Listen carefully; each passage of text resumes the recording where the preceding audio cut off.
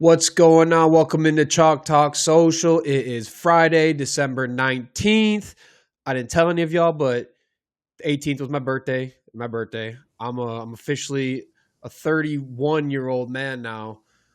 I'm still in my youth a little bit. I'm still coming up, but I'm bones felt a little crinklier today. A little bit more pain trying to scratch my back today. So old man stuff. Iman, what's going on? First of all, happy birthday, Austin. If my voice was warmed up, I could sing a pretty good tune, but I didn't hit the me before. You was a high note guy. I'm going to save the song. And listen, let's be clear. 31, your bones ain't creaking yet. Wait till you get to the 40s, my brother. I'm there. You are still at your peak performance in every aspect of life. Scary to think. That's scary to think. Yeah. I mean, listen, making it to 30, 31, successful, wife, dog, doing good for yourself is a blessing. So God is good, but trust me, 31 is not. Oh, when you 43, dog, it take me like 30 minutes really to kind of get myself going in the morning because I got to stretch. Forklift out of bed. Listen, it's fucked up. Sometimes I just roll and help my girl stretch me. So, but now I do want to say, even at 43, and it's crazy because I heard this.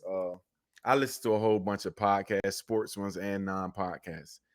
I want to say it now because Chalk Talk Social is a podcast. I've been podcasting for years. I consider myself the most athletic podcaster in the world. Oh, and I know. Just hold on now. So you got NFL guys that podcast. I was going to say.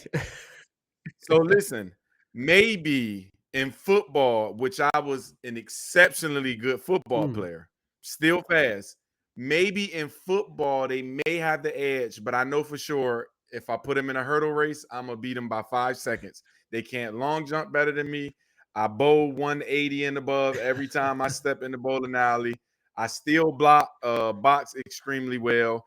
So even with an NBA podcaster, you may get me in basketball, but I'm going to beat you in track, football. So I'm pegging myself the most athletic. Yes, you're right. God damn. Whoa. That was well, yeah, and that's really a thing, pegging. But I'm calling myself the most athletic podcaster in the world, even at 43. And most of the people 40 and up don't stand a chance standing in front of me in nothing. Hey, that's nice that you can still say that. I know you need the chest breaking glass out there on the track, but so what you're saying to me is you're fine lining up on an Oklahoma drill with Myles Garrett because you'll be able to sidestep him because you're just quick. You're no, not the current, not current, not current. No, so hold on, maybe it was a conversation about like ex-players, older guys. Oh yeah, the older guys, the 40 and up. All right, let me say that 40 and up because it was like Gilly the Kid was talking to like Shannon Sharp and all of them. So yes, it's 40 and up. I see. T.O. still cut up though. Man, come on. He couldn't see me in the boxing match or on the track. No way, no how. Fast. He couldn't be. I'm faster. His track times, my track times are faster. So I'm just being honest. I would love to see this. Austin. He couldn't. I'm gonna send you some video of me bowling. He couldn't beat me in a bowling match. And that's when we really find out. That's where shit goes down, is at the bowling alleys for sure. After dark too, with the neon lights. Come on. Yes. I'm gonna send you some clips now. I get busy in every sport. Lace a tight one down the alley. I love it. Well, let's get into it because look, we don't got a fan today. Wasn't able to get one scheduled. That's on us. But when that happens, sometimes we like to still pull in the fan of the episode. So we do got some fan tweets coming out from the unfortunate fan base of the Las Vegas Raiders. They have some things to say about their franchise and what's going on there, and they're just down bad. So we might as well, sharing their misery, see how they're doing, and just to really evaluate what the rest of the year looks like for those guys and some other things. We will jump straight into the news desk, though. So let's get Joey on and let's start cracking into things. Joey, what's going on, man?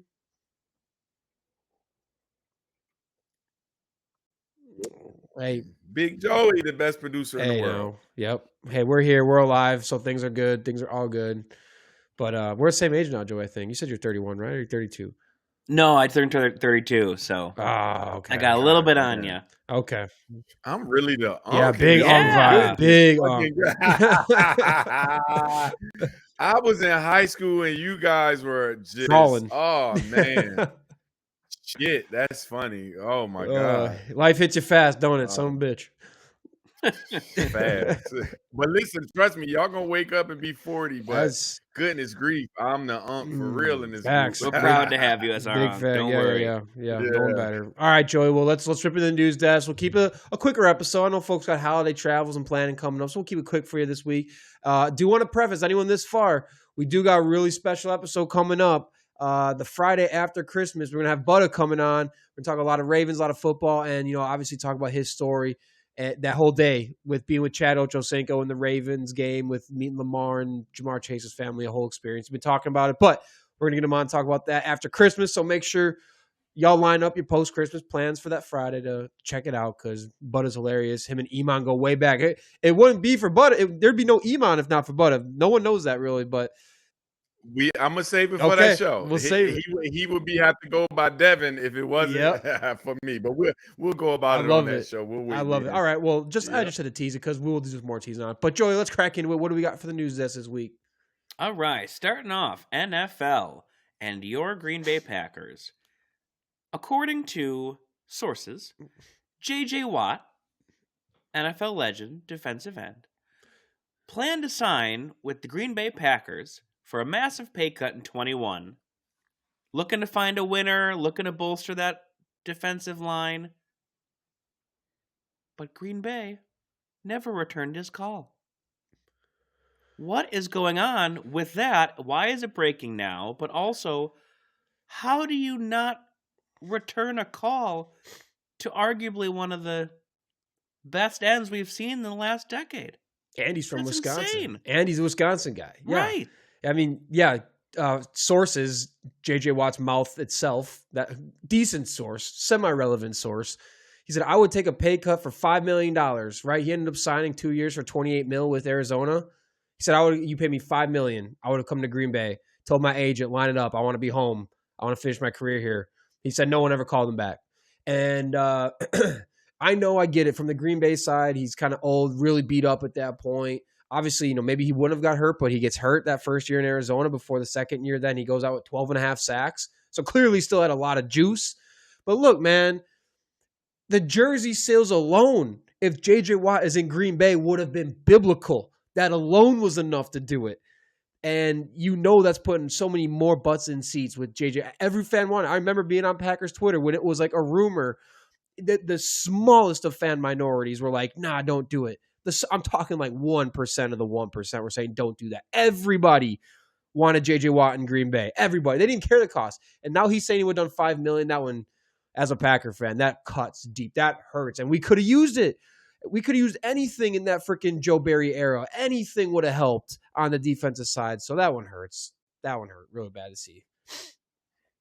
I do think he's lying, though. There's no way J.J. Watt would have took $5 million, especially when you had got 14 per year out there. So I do think he's capping. But it would have been big, and I don't care what nobody say. If I'm the GM of any team, I'm rolling that dice on a Hall of Fame player every time. If he called and say, listen, I want to come there for the cheap, I'm going to at least call him and say, hey, is this real? Are you telling the truth? Because right now I got the paperwork drawn up, but I think he's lying. You would think I don't know. I don't think he's ever been a character guy. He's always been a good character guy. Yeah, but knowing he can get 28 from somebody else, come on, JJ Watts. Let's be clear. It's the business. So he would have started at 5, and knowing he had 28 for 2 years out there, which is $14 million a year, he would at least said, all right, just give me 8. Yeah. But still, for 8, he could have one arm and no ankles. I'm gonna try it because he's a beast. If he's healthy for 6 games, I think it's worth it. Like you said, he's a Wisconsin guy. Yep. He's just a polarizing figure. And once again, you're just putting a small bet that he still got something in that fucking tank. And a 30% tank is better than a lot of these dudes 100% tank Yep. in this league. 100%, 100%. And like I said, with no owner, I'm telling you, those jersey sales would have been bigger than a dent on the financial sheets. I promise you that. It would have been a large, large pile. Like you would see the moment, you can see on the financial sheets, the moment the Packers drop the JJ Watt jersey, you would know that spike would be huge. And it would, I don't know. I think that's crazy. If it was 5 million, 8 million, 9 million, any of that is a huge win. When he said that, I was like, you got to be shitting me. Everyone wanted it so bad. And we were just, and then the Packers have this notorious Packers Hall of Fame, or almost a Packer Hall of Fame, because there's always rumors and we're always in the talks, as they say. And then all the dudes never end up in Green Bay. Like 99% of the time that you hear Green Bay's even rumored in the conversation, it never happens. And then our GM will come on. I was like, yeah, we were on the phones. We didn't do shit though. Was a bummer. Didn't love hearing that. I'm not going to lie. On the week of the Parsons news, didn't want to hear the JJ Watt news either. That double whammy really sucks. Kick us while we're down, JJ. What's next? Maybe he'll come play for you now. Maybe he'll just suit up this week. I'll take it. Booth. I'll take it. What does he want? How much you need, JJ? I know you've lost some weight, but you look a little faster now. You might be a finesse rusher now, a speed rusher. Never know. I'll take anything. We're gonna need it. I have a bad feeling that we're gonna need a JJ Watt type of guy on the field. And yeah, like you said, he still went on and produced 12.5 sacks. He had the juice. Still, clearly, and Green Bay needed it, so it sucks. Anyways, what's next? Tua Tagovailoa benched by the Dolphins. Does this go down as one of the worst contract extensions ever? What do the Dolphins do now at QB? I know this is a tough one for me. Not that I have any connection to Alabama and the Dolphins, but on our show, I put Tua at the top of our list of those Alabama quarterbacks because of that comeback in the championship as Mr. Can't Miss. But like his coach, who couldn't do it in the NFL, with the same organization, by the way, is here now at a really weird spot where he's benched. What does it mean for his future? And what the hell do the Dolphins do?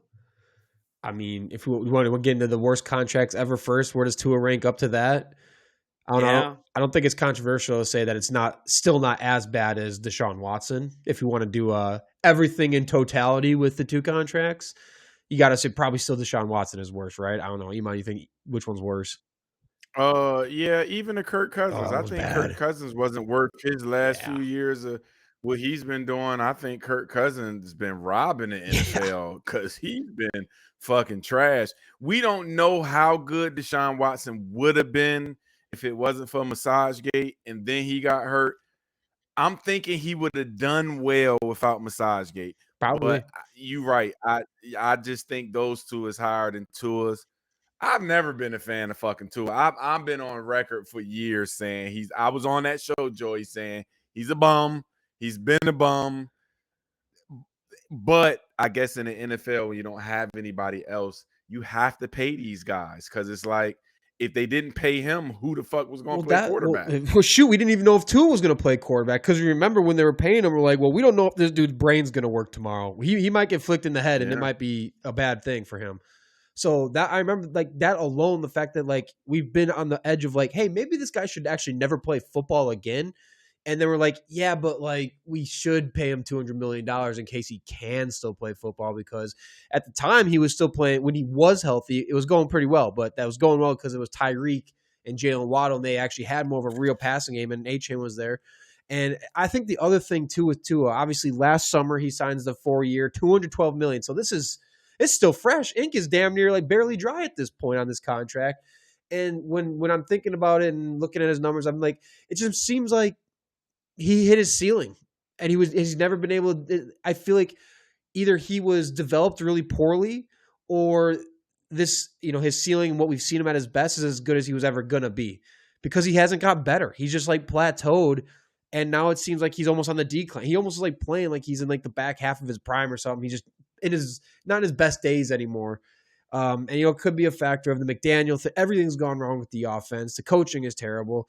They're not seriously competitors this year, but there's a lot of scenarios with this one too. I don't know what the Dolphins do. Maybe that's what we talk about next. Like, what do they even do here? So he signed through 2028, right? A pre-June, so 2026, pre-June cut would cost the Dolphins a record $99 million. Dead cap would be the largest in history, right? God Right? damn. Right now it's Russell Wilson's $85 million dead cap is the biggest. So this one will blow that away. But a pre-June trade reduces that to $45 million. So trade looks better here. A post-June 1st cut is still a $67 million dead cap hit, which is just brutal. I think it's like $31 million in 2027. But a post-June 1st trade leaves them on the hook for about $15 million in dead cap. So seems like you got to trade them. And the suggestion that out there, Nobody's taking that that's a contract. problem. Well, the suggestion out there is people brought up the Brock Osweiler trade, or just like I think a good comparison is using the NBA like a salary dump. You convince someone to take Tua, and for your troubles, we'll give you draft picks. And you're still going to have to eat a bit of it, but if someone's willing to do it, like it sounds crazy, but like a Cardinals Dolphins swap, a quarterback swap, Kyler for Tua, get them both the new No, they're not going to do that. mean, it's got to be a desperate situation. Maybe a Oakland. I was let Mendoza develop, and you let Tua run it first. You let Mendoza sit a little bit, not right away. He's got to be somewhere what he's playing inside. Not that good of a team. I mean, and don't get me wrong. I think he's a bum, but there hasn't been a good quarterback good in Miami for a long time. And I'm not sure if y'all have ever been to Miami. And my girl's gone for the day, so I can kind of talk freely through the house. But Miami's a tough fucking place to play if you got money now, because I've been down there and I ain't been so rich. And it's been an enjoyable weekend. So I can only imagine, but no, I think his career is going to be done. I just don't see anybody picking that contract up. Yeah. I think this is his last hurrah. I don't see another team picking him up. And if his career is not done, he's going to be a backup for the remainder of his career. I don't see him starting on any team ever again. Wow. I would say there's going to be someone. If Phillip Rivers can find a job in the NFL and still get a job, some way, somehow, Tua is going to end up with a job. And again, I would think someone like the Raiders are in just absolute hell. I think they're obviously going to draft the quarterback, probably Mendoza off the jump.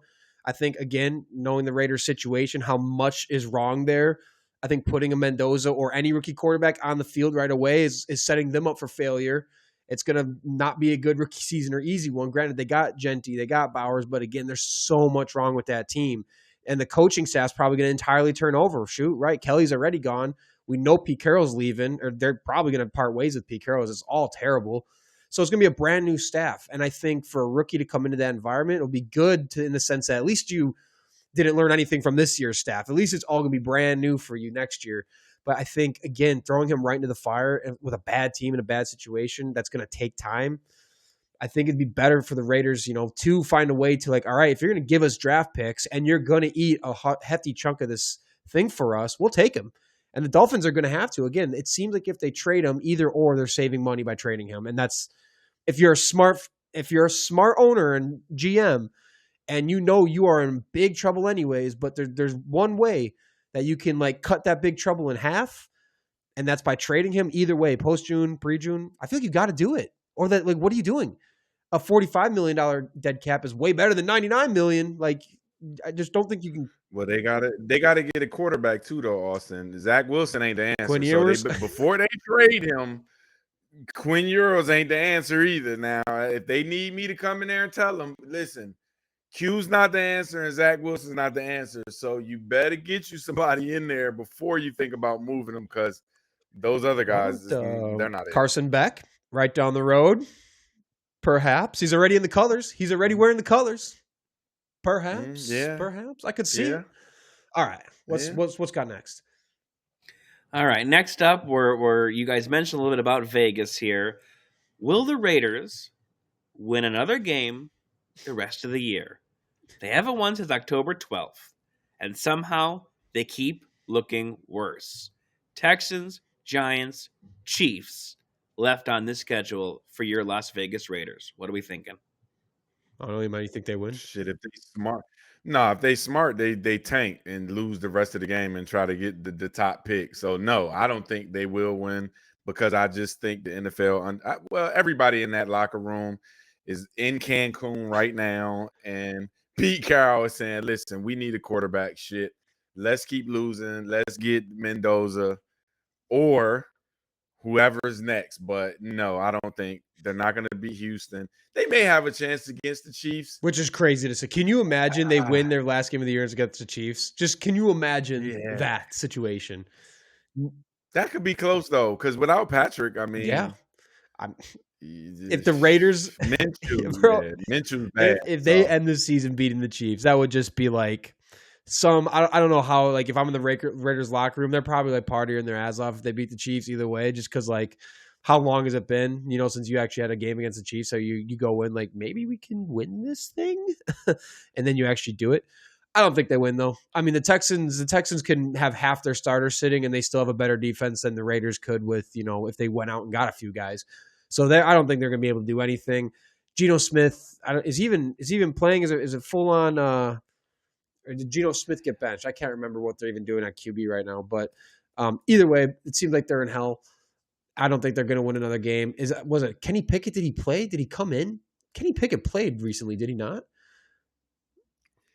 Boy, they might as well come get me if Kenny Pickett playing. I ain't gonna lie to you. He's worse than fucking Tua. So, are these guys worse, or is it the coaching situation, right? Like, look at Sam Darnold. If you're not in a bad spot for two teams, now he finds his third, and he finds his, or at least fourth, but finds his groove. Yeah, I mean, yeah, Kenny Pickett's bad.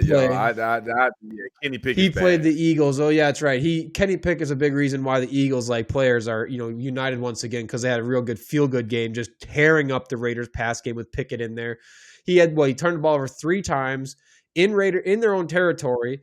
This was against the Commanders so recently. So he's just wait. All right, so I'll shut up. I'm terrible. Yeah, Kenny Pickett's been bad. He's been a bad quarterback. That was a forced pick when he came in Cleveland.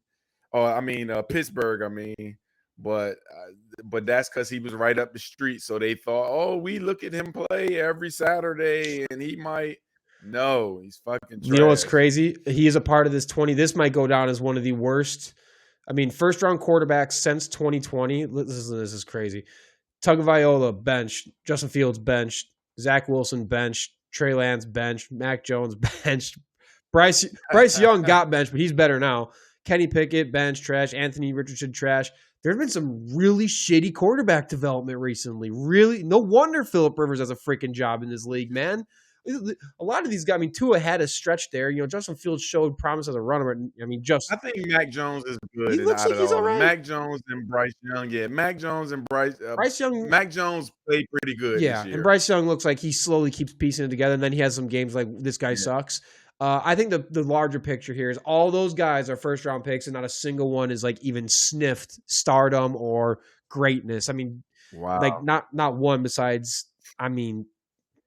Tua had a nice season and he had like 1.5 good years, but no one really ever bought into him. I don't know, but yeah, I think there's a reason why freaking guys like Phillip Rivers are still in this league. I don't know that Tim Couch draft one was Tim Crouch, Achilles Smith, and them. That was pretty bad too. So I would go back and look at that one too. Yeah. So Pickett is the Raiders' starting quarterback. It seems like, and they got a lot of problems. They need a quarterback. I don't think they'll win. Nope. So Raiders fans are also pissed. They hate everything about the team besides pretty much just Crosby, Genty, and Bowers at this point. So since they're in hell, why don't we read some angry fan tweets from the Raiders fan base and just really see how they're feeling? I'll kick us off, and then we'll just go back and forth. So first one here, we got Raiders haven't drafted a quarterback in the first round in 20 years and always suck enough to miss the playoffs, but not enough to get a top pick. They finally might have a top pick, and y'all want to pass up on a quarterback like they've always done just to continue to be poverty. Cool. I don't know. Are they talking about drafting someone not named Mendoza? Or I haven't seen anything like that. But it says Ruben Bain, if they take him, or Arvell Reese. So those could be the only other 2 guys you would draft there. Yeah, they better not. They better go with the short thing. What the hell? So, all right, what's next? All right, bland, basic, non-competitive, lacks creativity, blitz designs, finally got away from the poor D-line stunts and twists in the unnecessary alignments. LBs lack any range and ability to work in space, easy coverages. Hey, this guy really knows football. I'm not even gonna lie to you, and he's paying attention. To read, and when you're running the C3, T2 nearly 65% of the time, it's not difficult for an offense to scheme. And cover 3 and T2 is coverages for people who don't know. And that was Raiders have a clear talent deficiency, but they're also not putting anyone in good spots to succeed, to be competitive, outmatched in every Woo. single half. Woo. Listen, Tristan Kunn, you know what you're looking at, and you can talk some football, buddy. We need to get you up here every now and then when you pulling out C3 and T2s. Goodness, you could grief. just feel the keyboard worrying happen. He was pounding that keyboard type that I've been there. I can feel the hatred in his thumbs on that one. All right, next. The Raiders are the worst team in the history of football. Don't let the 2 wins fool you. I guarantee they don't win a single game the rest of the year. They are truly putrid. The Giants will dog walk them. Right? So this guy agrees with what we were just talking about. This team is putrid. What's the other one? Raiders suck so much. All the Eagles players are getting along. That's tough. Eagles have been down. The Eagles had a goddamn blow-up bunny in their locker room. They were down so bad. Crazy. That was the craziest thing I ever seen, by the way. I can't believe with a room full of grown-ass men, large individuals, and we got a blow-up bunny to make everyone feel good and more, joke. Even 1% joke is pathetic, man. Eagles kind of in shambles. All right, next one. Watching the Raiders suck has been a yearly ritual since I was in diapers. Man, it's like these types of things just always make me, perspective when Micah Parsons tears his ACL and, you're still a competitive team despite Parsons and Kraft going out for the year and you're still considered maybe a Super Bowl team. And then you would think perspective matters sometimes. Reading Raiders fans. Yeah, I used to think the same thing as a Cowboy fan. Like, well, maybe I've seen a couple Super Bowls, but shit, I feel like them still. But you're right, the Raiders have been like trash. I admit, I do like the silver and black though. When Ice Cube and the NWA used to wear it, I had the starter jacket. Vintage. Black and gray was cold. Raiders hats was cold. Yeah, so. Them Green Bay Cowboys, just all-time looks, don't need to be touched. It's so simple and basic, but like it's perfect. It's football. Don't need to touch them things. Yeah. All right, what do we got up next? All right, we're sticking with football, but we're talking about teams that might be on the move. Not players, but teams. The Bears and the Chiefs are in the news today. The Bears are reportedly toying with the idea of moving to Northwest Indiana if they can't get their way with a new stadium in Chicago. And the Chiefs are trying to hop over the border from Missouri to Kansas if they can't get their way with a new stadium deal. I at least can speak on the Bears one quickly. Please. There's two folds to this. One, the fact that the team came out with it this week, Packer Week, in one of the biggest Bear-Packer matchups in the last decade, is asinine. They took the headlines from themselves. Biggest game of the year? No, we don't care about that. We're going to cry poor and ask for money, or we're moving to Indiana. I mean, it's crazy. And this whole stadium thing is, even as a season ticket holder, it's just exhausting because it's like, long story short, because I know this is a more national audience versus local, but we've been dealing with this for what will be almost 3 years, where the Bears bought land in the Chicago suburb, okay, with an old president. The president retired, so they're stuck with this piece of land. They hire a new president, Kevin Warren, a former Big Ten commissioner, and say, you have to build a stadium on this land or go negotiate with other cities or other neighborhoods, other suburbs, what have you. But they already had the land. So if you're trying to leverage with other municipalities, you have no leverage because they know you already have this piece of land. So you're negotiating against yourself.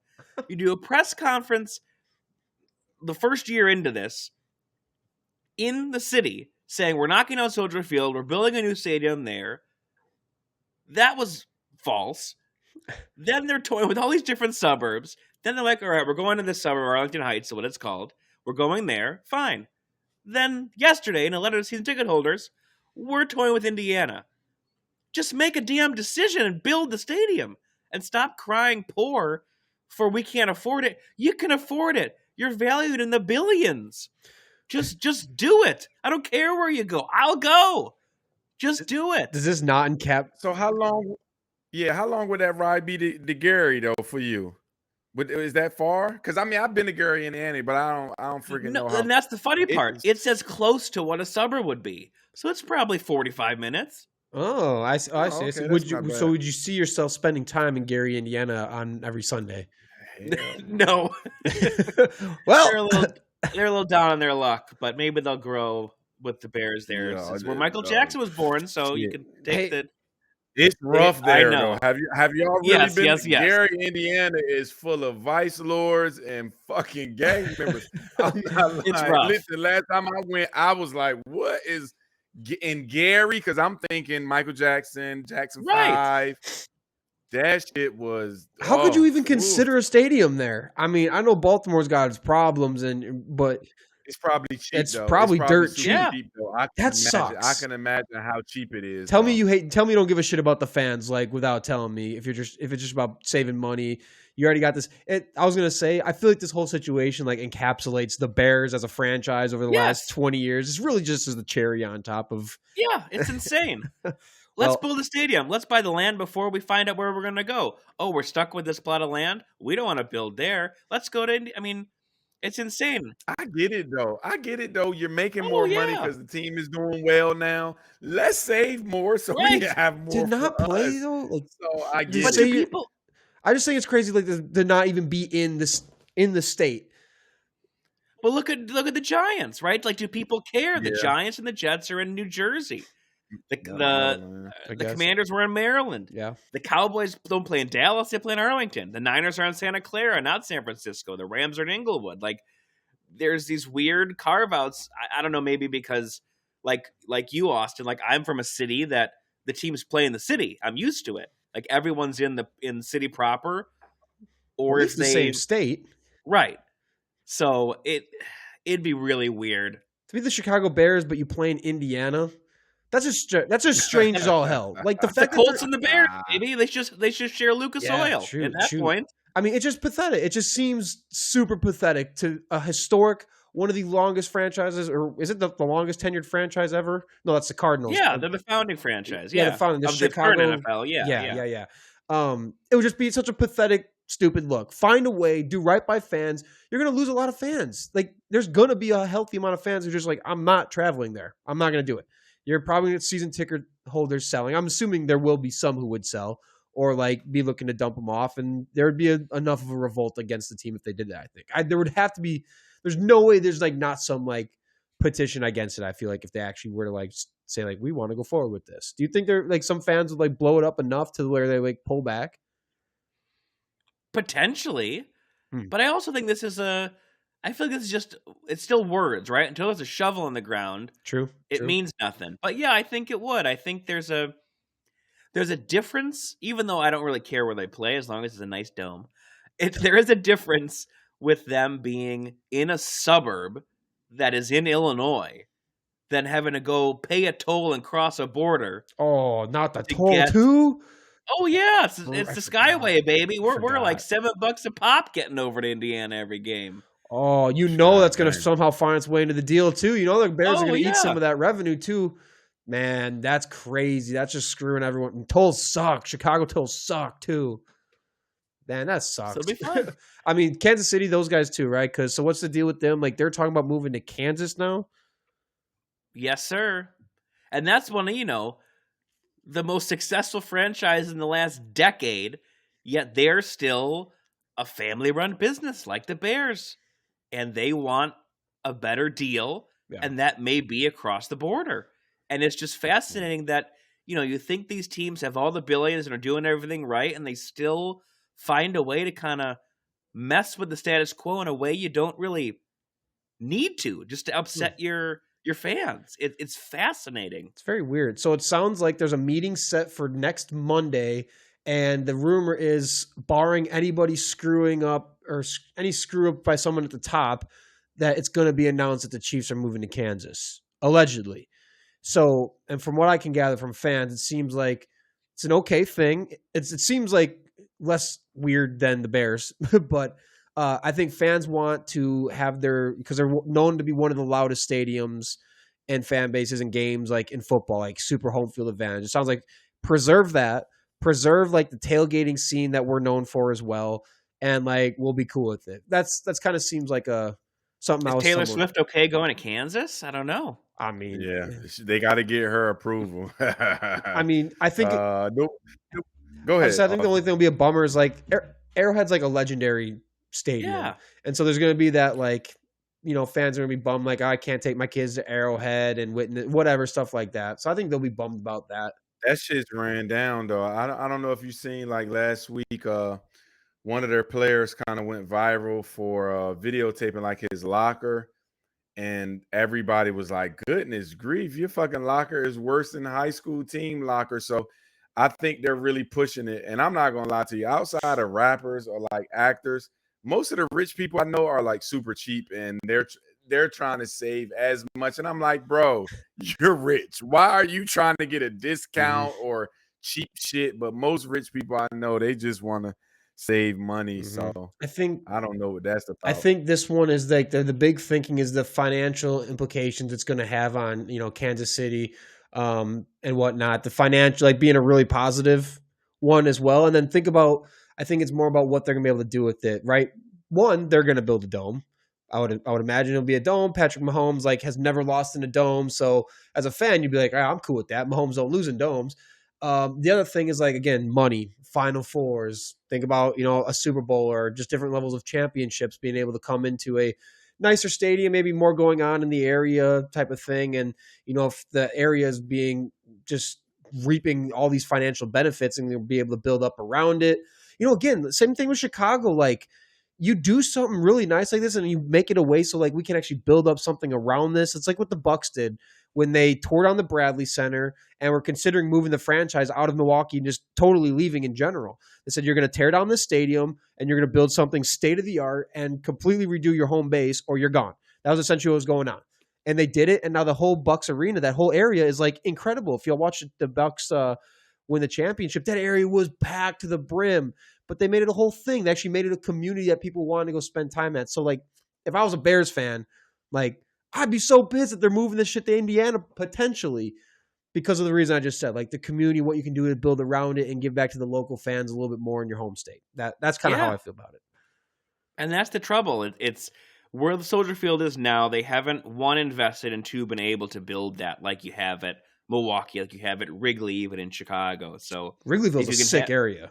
Yeah, so if you can do that and reap all the profit, and two, the fanfare, it works. But I'm just getting my T-shirts made for the Gary, Indiana Final Four. It's coming, you guys. It's coming. Boy. It's coming to the region, baby. Man. All right, what's next? Last football item here. We got another coach in hot water. Brian Smith, Ohio head coach, fired. Is he this week's Sheronne Moore? Relationship with an undergrad student, public intoxication. Second guy we know of, at least in this month, that's gone down in college football. What is going on with these coaches? Man, stop fraternizing with the youth, coaches. What are we doing? Was he got a wife too? I don't know. This guy got a wife and kids like Sheronne Moore did? Probably. But I'm telling you, listen, you missed that episode. I told coaches to go home because if you're on campus, you're going to see a nice little firm ass walking past. They going to be looking for a good time. You got money. They like the old guy because the old guy spend a little money like the trick. Go coaches, please go home. Just go home. You'll save yourself a lot of trouble if you just go home, man. Just go home. Because I get it. Who hasn't been on college campuses? Come on. He looks like he wasn't the guy in school. So now he got some money. Man, listen, go home. Because listen, and I get it. Sometimes I got to get off of Instagram because you get to strolling and looking at all the finest out there. I'm telling y'all, my girl's gone. So I can talk free tonight. So you're saying she don't listen? So she don't listen to the episodes while I'm here, huh? She don't listen this deep. Man, I'm telling you, she'll probably listen for the first 30 minutes, and then after that, we're gonna have a conversation. All right. But Yeah, man, it's some fine things out there, but you just got to go home, man. Yeah. I'm just telling you, y'all old ass guys are embarrassing yourself that you don't have discipline. Something you ask of your team, you don't have. Like, just go the fuck home, Yeah. man. And now you're Like, done, right? this shit. Like what? Yeah, Like this is sick. you're probably not going back to it. Like this is a huge stain. Like Sheronne Moore's done. There's no way he's even going to be able to get a high school job. And if he does, it'll be a long time. It'll be a long time. You got know parents though, who are going to Austin. throw I a think fit if he's going to be around their kids. If he's looking like, hey, I'm liking these. he's gonna go to the NFL though. I think Jim Harbaugh is going to. That's his No. guy. You know Jim Harbaugh wrote it in his contract. When I leave, he's the guy. That's Jim's guy. So I've been telling There's people, no way the Jim PR. really There's loves no him. way PR allows that to happen. 5 years from now, he'll be in the NFL. Oh my Lord, man! Yeah, I mean, with the news cycle in this America, like we're gonna forget. Shoot, probably 99% of folks have already forgot Sheronne Moore ever happened.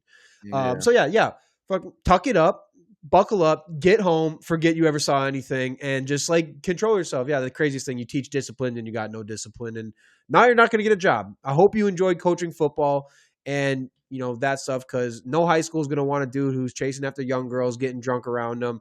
No parents for high school kids are going to be cool with that. They're going to blow up the school if that type of it sounded bad. Like blow up like the ears. Yeah, my bad. Like blow up the ears of the decision makers at the school. That's what I meant. Like they're going to be blowing up your inbox type of thing. These guys are rich too, Austin. High price escorts don't say anything because they don't want to fuck their money up. I'm being honest. They can't be the high price escort talking because now you're losing your rich fan base. I'm telling you, you guys are millionaires. Dumbasses. It's like the athletes gambling for a couple $1,000 and they got like a $30 million contract. What are you doing? You can't be this dumb. Like, please tell me you're not that stupid. All right, what's next? All right, closing out with some NBA. We'll first start with the Knicks and the Pistons, separating themselves in the Eastern Conference, but who should be considered the favorite? The Knicks and Mr. Eddie Presti just won the NBA Cup over San Antonio, 9-1 the last 10. Pistons, super young, ascending team. Where are these two teams kind of headed as we almost get into the second half of the year here, getting close to February? Yeah, what did you guys think about coming out of talking to Eddie? Like, what was his like overall? So he and I brought it up when he was there. I was asking him how he feel about OG because OG's got the highest contract. Listen, I watched that game. If OG can play like that and give Brunson that type of scoring, they're gonna be dangerous because OG in that cup game was balling. So I'm going to go with the Knicks over Detroit just because of experience. Mm-hmm. They have more experienced guys who've been there, who's done that, that's been close to getting there. Detroit's still 2 years out, I think, just because of youth. Mm-hmm. But if OG can be that third guy who's just a bucket, they're going to be a problem in the East. I'm just being honest because Jalen Brunson's going to do what he do. I just think Cat is super talented, just a little soft, but he's a scorer at all parts of the court. And OG showed that he's worth that $200 million. God damn, he was balling. Seems like it just the only problem is got to stay healthy. That's the only thing fans can care about. When he's healthy, like we'd rather have him. I still can't believe not a single Knicks fan wanted to do a Giannis trade. Like not one was about it. So, and it seems like more teams seems like that's cooling off. Wow, shocker. Wow, almost like Jesus should never keep doing this. But anyways, yeah, like Joey said, Pistons are young. They're ascending. I agree. I think they'll probably go pretty far, and they're still going to be in the overachieve, still a year away. But they seem like future-wise, they're going to be real dangerous. This year-wise, as much as the Pistons are on top right now, the Knicks are like 9-1 in their last 10. They just won the cup. Everything seems to be clicking. Mike Brown has got those boys right. The whole lineup off the bench, like things are just going so smooth right now for the Knicks. They're winning a lot of games. They're on a win streak. And again, I go with the same thing. I think the Knicks will, they're not in first place now, but I wouldn't want to see the Knicks in the playoffs, assuming, they don't get all these injuries. They're experienced. I love the savvy vet Brunson. You got Cat. I mean, I just think in a series with the Pistons, again, if we're going to rematch it, because, right, the Pistons were 2-1 in that playoff series last time they squared up with the Knicks. And, there's a lot of talk about the bully ball that was getting allowed to play, that the Pistons had some old school bully ball there, refs were allowing them to play, and fans were all, classic, refs weren't calling the games fair or the same, all the games type of thing. And there was that one play, they were very close. The Pistons were very close on like a game 4 blown call that kind of could have changed the outcome. So these teams are probably going to have another really competitive series, like game 7 type series if they square up in the conference finals, which would be sick. And it seems like at this point what will happen, because they're kind of separating themselves. But I will say, keep an eye on them Celtics. I can hate the Celtics now. I hate the Celtics, but keep an eye on the Celtics, right? Because they just have recently beat the Pistons, have recently beat the Knicks, have recently beat the Magic, have recently beat the Cavaliers, and they don't got Jason Tatum yet. So, and who knows what, sometimes getting a star back doesn't mean great things. Maybe it screws up the chemistry you had going. But Celtics kind of climbing up right now and looking pretty good. But I'm with you, Ema. I'm taking the Knicks. Joey, would you take the Knicks? Yeah, I totally would. I think, and we talked about it a little bit, is I wonder if they're in that next wave where they were on the cusp of something last year, and then they just needed the right coach to get them to the next level. Getting Tibbs out of the way, who maybe has a ceiling, and now having Mike Brown get in there. And I love Jalen Brunson. I think he was so, I know he's a Chicago guy, but he was so underutilized in Dallas. Another one that got away for them. Yeah. And to add to the long, long list, and he's just found an unbelievable home in New York, and they're so itching for that title, and he's the perfect guy to lead that storm for sure. Yeah. Yeah. Hey, Eddie said a lot of Knicks fans are juiced about winning the cup. It's, it doesn't seem like half from what I was seeing. Like some are like super jacked about, like Eddie was like, it would mean a lot, but the other half are like, it's pointless. It's meaningless. It's not like it means nothing if you're talking about it in comparison to like a finals champion, actually winning the season, not winning the first third of the season. So, there's that for the Knicks. I think we're all on board with that. What's next? Final one, NBA Rookie of the Year. We mentioned Dallas, and this will be positive. Is Cooper Flagg running away with it, or is the gap closing? And who in that gap is starting to creep up and maybe taking over for the big man Cooper Flagg?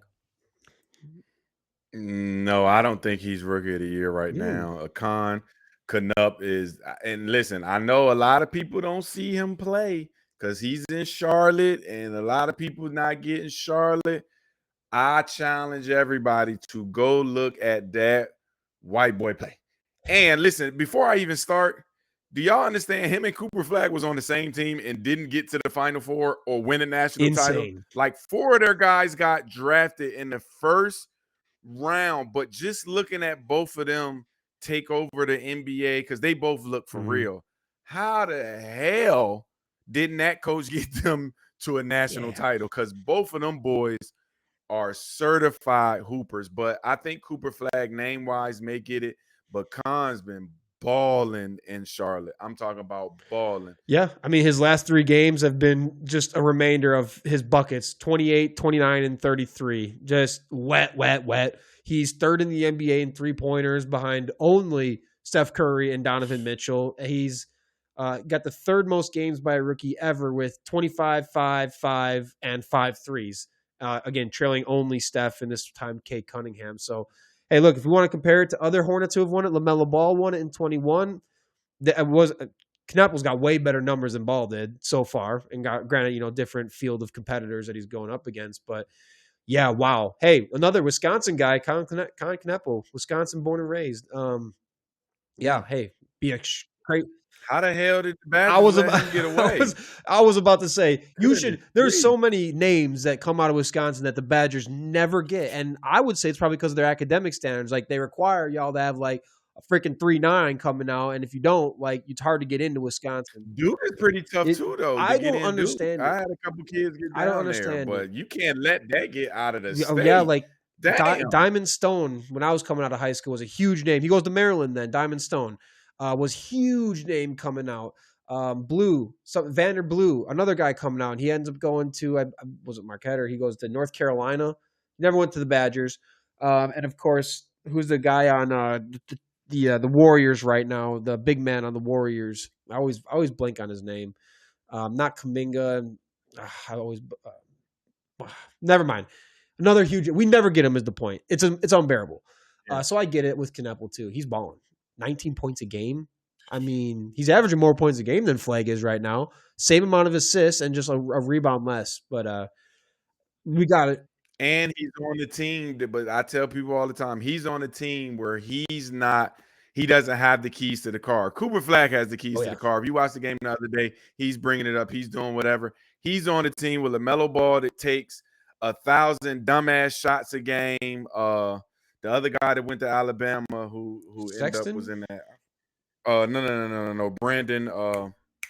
Yep. Brandon, Brandon. It's holiday mode, guys. We're just, Brandon. He got drafted last year. He was at Alabama when all that stuff happened. A guy killed the guy, and he was Brandon Williams. He was in the car. Brandon Miller. Brandon, yes, that's his name. Brandon Miller. He was in the car. Got Sexton too. So, yeah, but that's why I say he's third option on that team and still averaging 19. So imagine if he was the number one option like Cooper Flag is. I think he would be showing a little bit more. He can hoop. I ain't gonna lie to you. He's a ball. And look, and you mentioned Flag. Like, I think what's been kind of consensus is it looked like his game is just maturing so quickly, right? Becomes the youngest, or he becomes the first 18-year-old ever with a 40-point game. 40. Crazy, 40. Dude. And 40. Like you said, he's taking over games now, and he's just becoming more efficient. It seems like he's maturing and developing extremely quickly right now, which is terrifying to think about given that he's still 18. There's MFers in his same age in high school, and he's out here hooping with the boys. It's 10 years. Imagine him 10 years from now. And he's still not 30. What is he going to be? Yeah, what is he going to be 10 years from now? He's going to enter in his prime. Oof, he's going to be insane because he may even grow a couple more inches. Yeah, he's coming on, but I really like, and right now he's coming up the boards a lot. I really like Derek Queen from the Pelicans. So when I was looking over this again, like Charlotte, not really familiar with what's going on in Hoopland in New Orleans per se, but Derek Queen, his highlight reel is awesome. We're talking about a big fella right here who already has a triple double and 2 games with 30 plus points, and he leads all rookies in assists and rebounds, and is second in blocks and fourth in scoring. Again, talking about a big guy here leading all rookies in assists is pretty damn impressive. And the thing is, he's like making behind the back passes on breakaways. Like, cat's smooth with it too for a fella, and I love that. Over the past month too, what I was coming across, it's hard to deny that he's not rookie of the year if you're looking at the from a month ago and on. And I think what else is impressive, no preseason, no training camp. He was coming off a wrist injury, so he's kind of thrown right into it. And now he's one of 5 guys ever with a triple-double before turning 21. So this, again, I barely even knew the name. I knew it from enough watching NBA, but never really dug into it. And I really like what the Pelicans got. It was supposed to be the Zion thing, but now that we know that that's not really working out, it seems like him and Jeremiah Fears are going to be worth building around if you're the Pelicans for a while. They seem like to be a really, really good deal that's on the come up. And I mean, Zion still can be an effective guy, but yeah, they better get rid of Zion. And Queen, he played in College Park. So isn't he a Maryland guy? Yeah. Yeah. I mean, literally, I can walk to the stadium. I watched them maybe 6 home games last year. So everybody kind of knew it's 1 year. He's getting up. What do you think of him when you saw him? And I mean, oh no, you can see that he's an NBA player from day one. The first, because you heard a lot about him in high school, but then you want to, even in college, sometimes you kind of second guess, like, who are you going against? Who are you playing against? But you can tell he had the tools. He got the swag on the court. And like you say, he can pass the ball. He can score from anywhere. You see in the tournament, he hit that last shot. So, I watched him up close and personal. So I seen him and knew he was going to be good. Now, I still don't think he's rookie of the year, but I don't know if I call Maryland my hometown now because I've been here for a long time, but I seen him and I know he's going to be a good NBA player for a long time. Humble kid too, man. Great humble kid, man. Good in the community. He was doing a lot for his young age for College Park and the area around because, I mean, he's a big superstar. So he's a good, humble kid, nice kid. So I do wish him nothing but success on that level. I mean, I agree. I would say as of right now, he's not rookie of the year. He's just under 13 points a game, but he does have the 6.4 rebounds and 4 assists a game. So still got really good numbers. Like I said, he's tops of all the rookie things.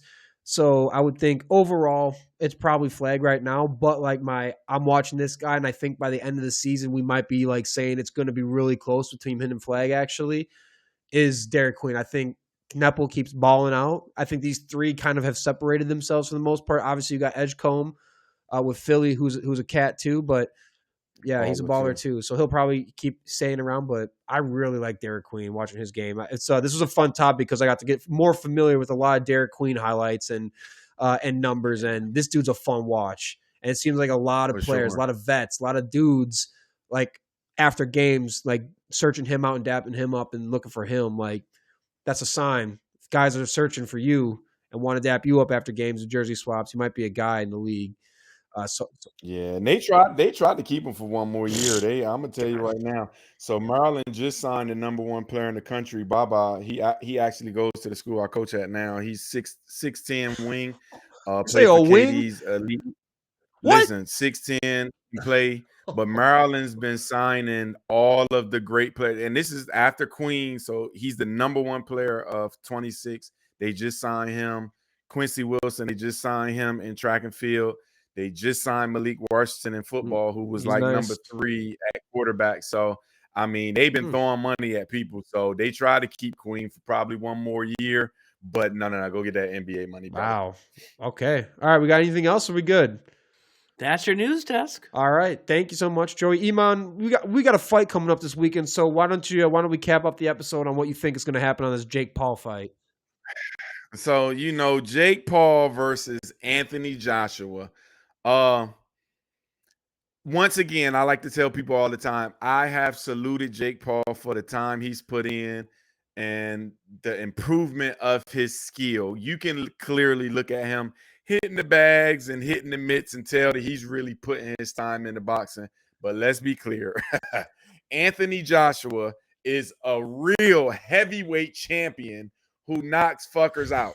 So if this is not a rigged fight, which I hope it's not, a rigged fight, Anthony Joshua is going to knock Jake Paul out. And granted, Jake Paul put on a little bit more size because he used to have to lose weight when he fought everybody else. He would get under 200 pounds. He's like at 217 now. But Anthony Joshua is like 6'6", he's huge. It's a huge mismatch. With the reach alone. 250. And he hits hard, though. Let's be clear. He knocked Francis Ngannou the fuck out. And we know he's the big Congo, big guy that was in the UFC, came in boxing. Listen, Anthony Joshua is a knockout, skilled, heavyweight champion.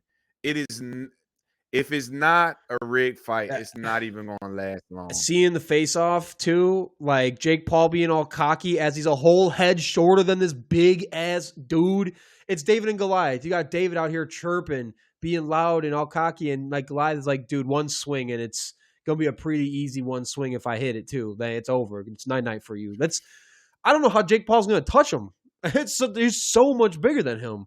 Yeah, I just don't think that it's going to make it past the second round. And like I say, Anthony Joshua may play with him at first because he might got it in his contract. We got to take it to 3 rounds. But if he really turns it on, he's going to knock Jake Paul's head off. And I do say one of the undercards, Alicia Baumgartner, she's one of the finest female boxers in the world. And not only fine, I just don't want to, I'm sorry, I don't want to sexualize it or just make it about looks. She also can box. Like she held like 3 WBC belts. So she's exceptional boxer. Got caught though for drugging. So she had to take a sit down for about a year because she got caught on the juice. But yeah, Alicia Baumgartner, if you're looking for fine boxer, she's the co-main event to watch her. But yeah, Jake Paul, you're gonna get knocked out. And Joshua knocked out Francis Ngannou in the second round. Last time like this kind of happened. And we know how good Francis Ngannou is. And he came into the boxing ring and got his shit smoked.